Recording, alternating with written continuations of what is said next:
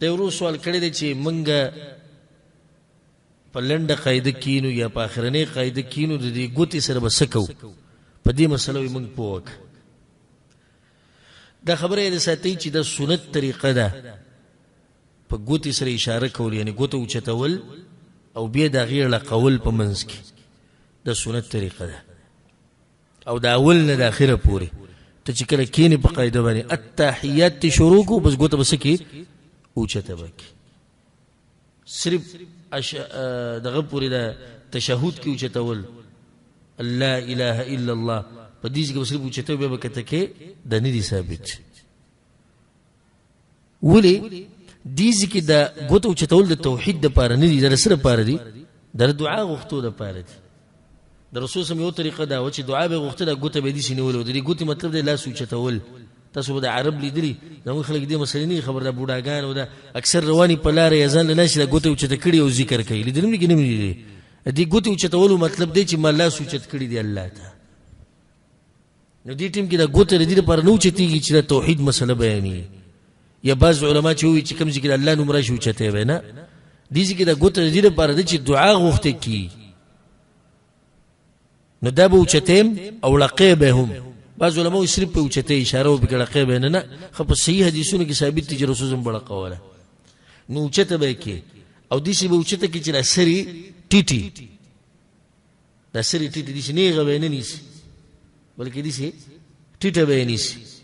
او دغه ټیم کې سنت طریقه ده چې مونږ کوون کې به کم زی ته ګوري مونږ کوون کې به دغه ګوتی ته ګوري او به معمولی لقول دی ته وي دا لقول نه دي خدا بس کې سندې په زور لګي دا کته کول برکول لي او په کته کول برکول کې او په لقول کې فرق وزه تعالی دا بوتل در کوم چې دا وړه قوا نو لقول خدای دی دا یا دې او ستاسو چې کته برکا نو به کته بروړي نو دا بس مرګري دغه کې خو دغه طریقه نه ده طریقه دار چې معمولی به لقې او لقې به سې کتبره به لقې نه خیتر تو ګستر ته لکه بعض علما چې خي او ګسته به لقې نه او په دې باندې دلایل الحمدلله زموږ هر کار دلیل پرانه کې امام احمد بن حنبل امام نسائی دا روایت راوړل د وائل ابن حجر رضی الله عنه روایت ته وی ما ورزوی چې زمونږ د رسول سم د مونږ ټولې نه چې د څنګه مونږ کې یو وګد حدیث ته غوي دی وکړو وی به چې کله په اخرنی قاعده باندې کېناست نو دا غټه ګوته د دې منځنۍ ګوتې سره ولګوله او دا دوه ګوتې وړه او باغې پسې چې کمی دایره ټولې کړې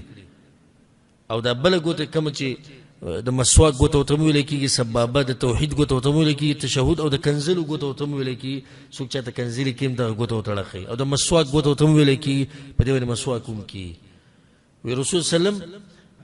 ثم رفع اصبعه د ګوته اوچته کړه فرأيته يحركها ما رسول سمول د چې کول لقول يدعو بها دعاء به وغوښته او د دین دا ثابت شو چې دا په مخ نه لقې کوم ځکه به لقې چې کوم ځکه دعا راش الته به لقې لکه چې تلګي اللهم اني اعوذ بك من عذاب القبر ومن عذاب جهنم ومن فتنة المحيا والممات ومن فتنة المسيح الدجال وبدي سيزا كم زي دعاء دا غسر بيرلقه دي زي كده يدعو بها خبر صحيح مسلم كده رواية عبد الله بن عمر چې کله به رسول سم کېناستو په اخرنی قاعده باندې نو دا خی لاس به په دې خی ورون یا په دې پتون کې خودو او واشار باصبعه او په دې ګوت باندې به اشاره وکړه التي تلي الابهام چې هغه په دې غټه ګوته بسیده نو اشاره مطلب نیولې به وا او هغه حدیث کې سره سره لو ولا قوله به نو دوه حدیثونه چې راجمه کې نتیجه دا وروته چې کله ته په قاعده کې نه دا ول نه اخره پورې به دا ګوته اوچته نیولې دویم او چې کوم ځکه دعا راځي نه الته وسکه الته به لقې دا ګوته اوچته ول د غد پاره د دعا د پاره ځکه سعد رضی الله عنه وی امام نسائی دا روایت راوړل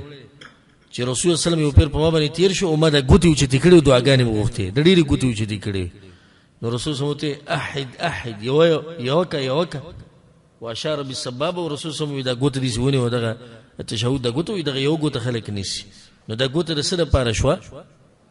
دعا د پاره. نو کم ځکه چې ته دعا کوي، دعا ته چا نه غواړي؟ دعا د چا نه غواړي؟ د الله نه. نو د الله طرف ته به اشاره وکړي. او الله کم ذکر دی ور په عرش ته پاسه، نو بس ته به دا ګوته شي او چته کې ولکته کې او چته به کته به کې په دې ورسېږي کنه. والله اعلم.